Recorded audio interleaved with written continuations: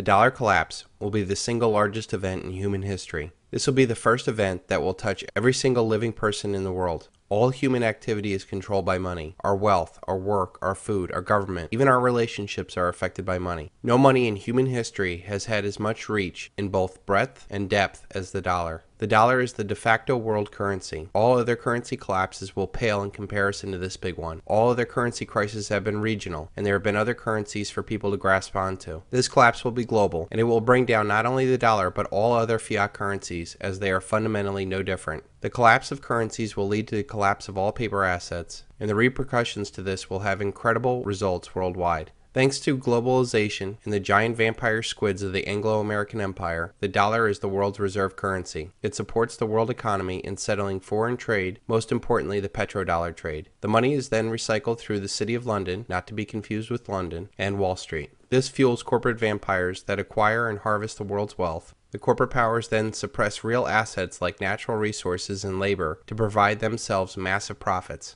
This fascist, statist, collectivist model provides the money into the economy to fund an ever-increasing federal government. The government then grows larger and larger, enriching its minions with jobs to control their fellow citizens. Finally, to come full circle, the government then controls other nations through its military-industrial complex. This cycle will be cut when the mathematically inevitable collapse of the dollar happens. In order for our debt-based money to function, we must increase debt every year in excess of the debt and interest accrued the year before, or we will enter a deflationary death spiral. When debt is created, money is created. When debt is paid off, money is destroyed. There is never enough to pay off the debt because there would not be $1 in existence. We are at a point where we will either default on the debt or create more money in debt to keep this cycle going. The problem is, if you understand anything about compounding interest, we are reaching a hockey stick moment where the more debt that is incurred, the less effective it is, and this leads us to hyperinflation. There are only two actors needed for this hyperinflation: the lender of last resort, the Federal Reserve, and the spender of last resort, the government. These two can and will blow up the entire system.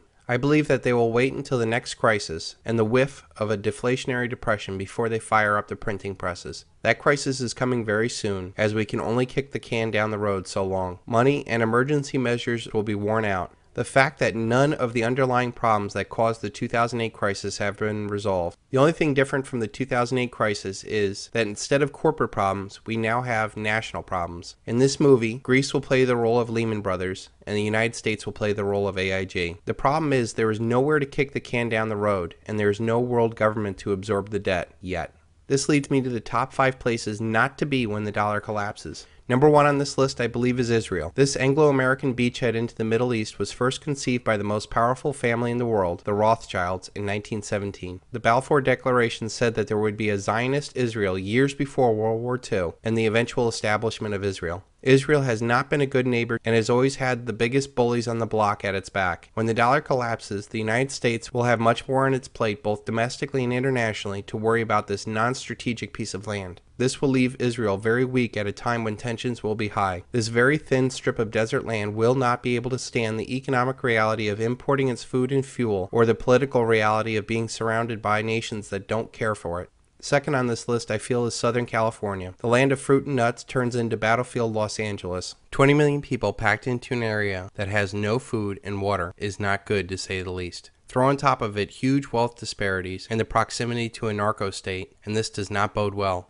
We have seen the riots for Rodney King, but what will happen when the dollar is destroyed and food and fuel stop coming into this area? Number 3 on this list is London. The land of Big Brother and the former empire of the worldwide slave and drug trade will suffer heavily. The stiff upper lip that the British elite ingrained in their subjects will not work anymore as the British population explodes. People will sacrifice and unite for any foreign enemy, but not if that enemy has always been the British elite. The Anglo-American Empire may pull off another false flag to distract its population on another Emmanuel Goldstein like in 1984, but I feel this collapse will happen before they can pull it off. This will make all eyes point at the British elite as solely responsible for this catastrophe. We have seen massive riots for soccer matches with hooligans. What will happen when the food and fuel gets shut off to this tiny island? Number 4 on this list is New York City, another large urban area living too high on the dollar hog. New York City is the area I moved out of in 2008. There's little doubt that all of the wealth in New York, New Jersey, and Connecticut is a derivative off of Wall Street wealth. The savings and investment for an entire nation and much of the world flows through that financial capital. As the world wakes up to the massive financial fraud, this could lead to the destruction of capital like you've never seen before. This will have tremendous effects on the regional economy as people driving Mercedes suddenly wonder where their next meal is coming from. The fifth and final place not to be when the dollar collapses is your local metropolitan area. Urban areas in general are a very bad place to be during currency collapses. Too many people packed into tight areas, totally unprepared and dependent upon a dollar paradigm is the last place you want to be when the dollar collapses. You can ignore reality, but you cannot ignore the consequences of ignoring reality. Ayn Rand. To sum it up, those areas that lived highest on the hog in the dollar paradigm will most likely be the worst places to live when the dollar collapses. Most that live in urban areas will probably pass this off as doom and gloom, but rest assured, this dollar collapse is happening. It is a mathematical inevitability. We will not be as fortunate as to muddle through this collapse like we did in 2008 when it was a corporate problem. This time around it is a national or a global problem. The global Ponzi scheme has run out of gas as demographics decline, as abundant cheap oil declines, as our global power declines. This comes at a time when we reach our exponential or collapse phase of our money. The irresistible force paradox says, what happens when an unstoppable force meets an immovable object?